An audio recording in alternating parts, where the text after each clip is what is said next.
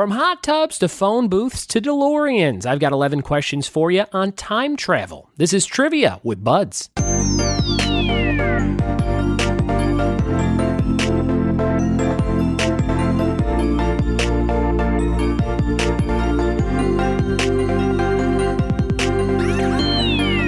What it be? And welcome to another episode of the Trivia with Buds podcast. I'm your host, Ryan Buds. I host Trivia, Southern California, and if you listen to this show, hopefully you'll like pop culture, because that's what it's all about. Today we have a whole bunch of questions for you on time travel and different movies and books and films and stories and things like that. So get excited if you like Bill and Ted. If you like Back to the Future, this episode is for you.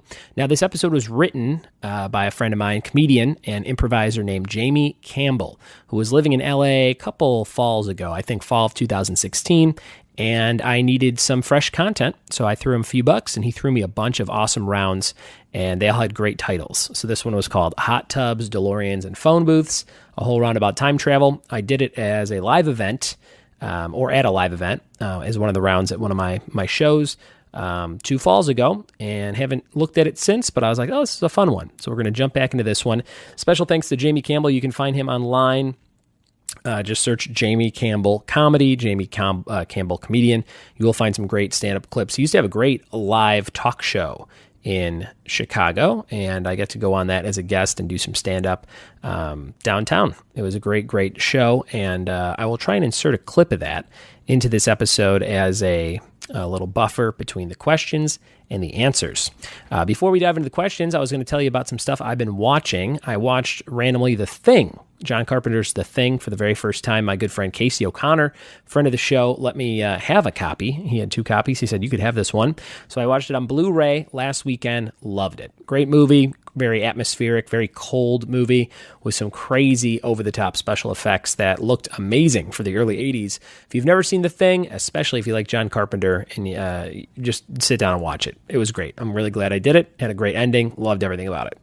Also just finished Schitt's Creek, all 4 seasons. I watched all 3 on Netflix. I was in Virginia Beach, Virginia, and I couldn't sleep. And I had started the show and was like, this is kind of funny. So I put that show on when I was in Virginia Beach, and I just cruised through it. I watched like 2 seasons there, and then a bunch on the plane. And when I got back, I finished season 3 on Netflix, and I was like, how do I watch season 4? And I found like a weird website that was streaming it, and I had to X out all these ads every time I started a new episode. But yeah, great show if you like amazing characters and just tightly written comedy. Really great acting, great characters all around. Good show. Schitt's Creek. Highly recommend it. And I just dived into the new Matt Groening show. It's called Disenchantment. And it's, in the vein of Futurama or The Simpsons. It's definitely not as good as those shows, but it's definitely worth watching. So it took me about 3 before I got into it and got to know the characters and like them. And a lot of the great aside humor from Futurama and The Simpsons, like, random characters kind of yelling something in a ridiculous way. A lot of that kind of stuff is still there. And it's a cool setting. It's like a fantasy, medieval, Game of Thronesy type setting, but they make fun of like every part of that. So if you like that kind of thing and you have Netflix, definitely check that out. I think there are 10 episodes, and they're a little bit longer. They're like a half hour, 32 minutes, 34 minutes, that kind of thing. But those are some recommendations for things for you to watch if you're looking for some stuff. Other than that, leave a review of this show. If you like the show, go on iTunes, try and leave me a review. And the next couple people who help me get to 100 reviews, I will be sending some stuff to you. Some great swag.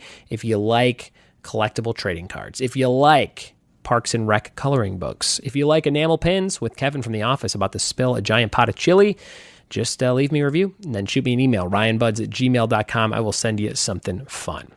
That is it for my notes on this intro. We're going to jump into these 11 questions about time travel. We'll do the questions, then we'll take a little break, and then we'll do the answers. Here we go. All right, here we go with question number 1 for hot tubs, phone booths, and DeLoreans, a Trivia with Buds time travel round. Question number 1. Jean-Claude Van Damme fights crime throughout the ages in what movie that was his highest grossing film? Question number 1, Jean-Claude Van Damme fights crime throughout the ages in what movie that was his highest grossing film? Question number 2, In the Disney film Flight of the Navigator, what actor known for A Big Adventure does the voice of Max, the robotic commander of the alien spaceship?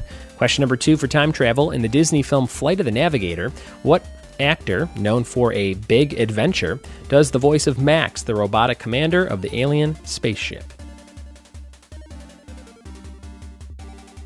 Question number 3. Jennifer Gardner got her wish to be 30, flirty, and thriving in what teen time travel comedy? Question number 3. Jennifer Gardner got her wish to be 30, flirty, and thriving in what teen time travel comedy? Question number 4. What gas station franchise does the film Bill and Ted's Excellent Adventure start out at? Number 4. What gas station franchise does the film Bill and Ted's Excellent Adventure start out at? Question number 5. Who wrote the novel The Time Machine? Question number 5. Who wrote the novel The Time Machine? Question number 6. What store does Bruce Campbell work at in the time travel horror adventure Army of Darkness? Question number 6. What store does Bruce Campbell work at in the time travel horror adventure Army of Darkness? Question number 7. Guns N' Roses had a hit song called You Could Be Mine on the soundtrack to what sequel about a time-traveling robot? Question number 7. Guns N' Roses had a hit song called You Could Be Mine on the soundtrack to what sequel about a time-traveling robot? Question number 8. Which of the main actors from Hot Tub Time Machine did not have a prominent role in the sequel? Question number 8. Which of the main actors from Hot Tub Time Machine did not have a prominent role in the sequel? Question number 9. A Match Made in Space is a fictional book written by a character named George in what time travel classic? Question number 9. A Match Made in Space is a fictional book written by a character named George in what time travel classic?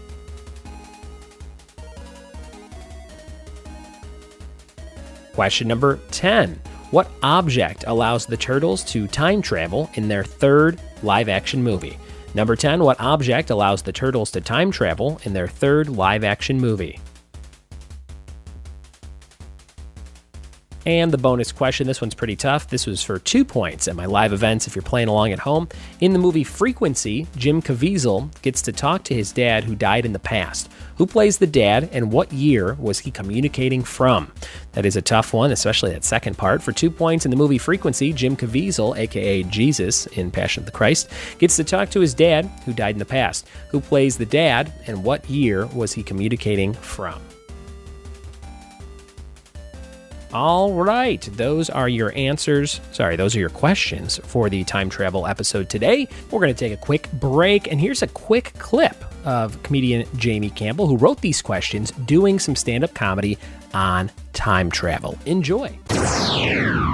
I love time travel movies. I'm constantly, if a time travel movie is on, I will watch it and I'll rewatch it over and over again. I don't care if it's a Delorean, a phone booth, or a hot tub. I'm in. And I'm constantly thinking about what I would do if I had a time machine. Any of you guys ever think about what you would do if you had a time machine? I cannot be the only one. Yeah, you have. What's your name? Courtney. Courtney. Give it up for Courtney, you guys. Wait, Courtney, we're going to do a little hypothetical here, okay? So let's say I got a kick-ass DeLorean time machine right here. Yeah, we got a gas tank full of plutonium. We got a working flux capacitor in the back. All you got to do is get this fucker up to 88 miles an hour. You can take it anywhere in time. And I toss you the keys ZZ Top style. Where is the first place you're taking that time machine? Do not worry. If you fuck up the answer, we'll just go back and fix it. Back into the 50s and 60s. And her black boyfriend says, nope.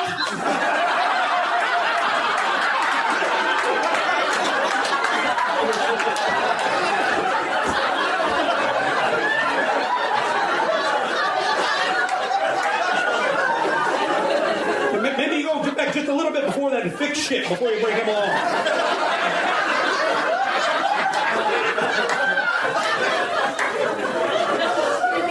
Maybe there's something you need to tell him. I don't know. So you wouldn't stop 9/11 or anything noble, right? That's cool. I wouldn't either. Maybe I'll get around to it. You got plenty of time. You got a time machine, right? I would use it mostly for pulling pranks if I had a time machine. One thing that I would love to do if I had a time machine, you guys are probably familiar with Chuck E. Cheese, where a kid can be a child. You heard of this place? Who here remembers in the 80s, before it was Chuck E. Cheese, when that place used to be called Showbiz Pizza? Yeah, you got so excited, you raised your hand like we were in an evangelical church. I love it. What's your name? Julie. Julie, tell the people that don't know what Showbiz Pizza was versus Chuck E. Cheese. What was the main difference? Terrifying small rat monsters. You went to a different one, I think. Well, there was also... the bands. Yeah, the band. Yeah, exactly. The band. They were called the Rockafire Explosion, and they were an animatronic, robot band. They were animal robots. They played covers, but what the fuck do you expect? They're a robot band. How much do you want? Originals? Come on.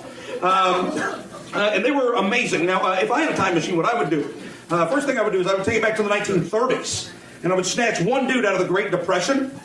Then I would bring this guy forward to about 1987. And the only thing I would show him about the future is the inside of Showbiz Pizza. And I'd just drop his ass right back off in the 30s to tell the tale. Holy shit, y'all ain't gonna believe the future. I don't know why the guy I snatched out of the 30s is an effeminate Southern male. It's just more fun for me that way. Y'all ain't gonna believe the future. At some point, we're going to stop swimming in water. It's going to be a place with plastic balls. And y'all, Darwin is not fucking around. You are not going to believe what these animals can do. Drum solos. And the pizza in the future is going to suck.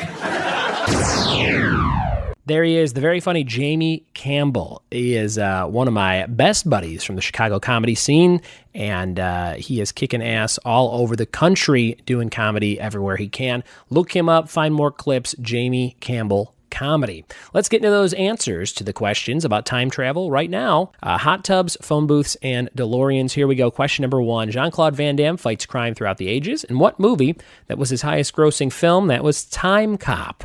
Time Cop. I saw that when I was a kid when it came out in the mid-90s, and I couldn't tell you one thing about it. Number 2, in the Disney film Flight of the Navigator, what actor known for A Big Adventure does the voice of Max, the robotic commander of the alien spaceship, named after a sandwich? Paul Rubens. Paul Rubens. Number 3, Jennifer Gardner got her wish to be 30, flirty, and thriving. In what teen time travel comedy that was 13 going on 30? You don't see her in too much anymore. She's on those commercials for some kind of insurance or something. But you never see her in movies. No more Electra. What the hell? Number 4, what gas station franchise does the film Bill and Ted's Excellent Adventure start out at? Circle K. That's a very tough question. I never would be able to pull that. Circle K. I don't even know if they have those everywhere in the country. Number 5, who wrote the novel The Time Machine? I drew a picture of a well to help you with this one on the slide if you were playing along live. For the answer, H.G. Wells. H.G. Wells. Number 6, what store does Bruce Campbell work at in the time travel horror adventure Army of Darkness? He works at S-Mart. Shop smart, shop S-Mart. Number 7, Guns N' Roses had a hit song called You Could Be Mine on the soundtrack to what sequel about a time-traveling robot? If you think about that one, you could figure it out. Terminator 2, Judgment Day. Guns N' Roses, You Could Be Mine. Number 8, which of these main actors from Hot Tub Time Machine did not have a prominent role in the sequel? The main actor, John Cusack, is not in the sequel. The sequel is not terrible. It's not the greatest, but it's real over the top and fun if you like the first one. Question number 9, A Match Made in Space is a fictional book written by a character named George in what time travel classic? That's George McFly in Back to the Future. Crispin Glover, kind of a weirdo. Number 10, what object allows the turtles to time travel in their third movie? It is a lantern. A lantern that they get at a flea market or something. And the bonus for 2 points in the movie Frequency, Jim Caviezel gets to talk to his dad who died in the past. Who plays the dad and what year was he communicating from? Dennis Quaid, 1969. Dennis Quaid, 1969. If you like the show, subscribe for new episodes every single day on iTunes, Google Play, or wherever you listen to podcasts. I hope you tell a friend about it so you guys can battle in future episodes. If you'd like to be on the show in any capacity, send me an email. You can send me some questions that are for me to answer. You can send an audio file of you asking questions. You can just send me a topic that you want to do, and I will try and do it. If you want to guarantee that I do it, all you have to do is go to patreon.com/trivia with Buds. Donate $5 or more, and you get to pick one topic we do every single month. Check that out and all the other amazing rewards we have on the Patreon page. Lots of fun stuff going on over there. And in my daily life of events, if you want to see all the places you can play trivia with me, go to triviawithbuds.com, click on trivia locations, and play with me Monday through Friday in all kinds of different capacities, locations, and venues. Also, if you have a special event coming up, maybe you need somebody to host some comedy, some trivia, a Sharknado screening, whatever you're into, I'd love to help you out with it and help you make a unique event for your friends and family. So shoot me a message, ryanbuds@gmail.com, or hit me up on the contact form. If you go to triviawithbuds.com, just click contact. That's it for today's episode. Thanks for listening, and we'll see you tomorrow for more Trivia with Buds. Cheers.